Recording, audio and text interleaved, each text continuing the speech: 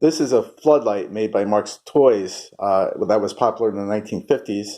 I'm going to show you how you can use it to add a lot of drama to your train display. If you hook it up to a train activated switch, which is there's a few of them out there. This one is an automatic accessories contactor made by Lionel Toys. You can run the train by it and light it up when the train gets near the light. So let's see what happens if I can get that working here. So you can see that I don't have enough track there, but as soon as the train was past this point, this light would go off. So the light would only be on while the train was running in that particular spot.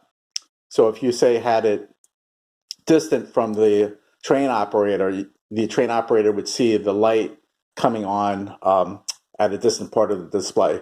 So it's a lot of fun, and hope you enjoyed this. Bye.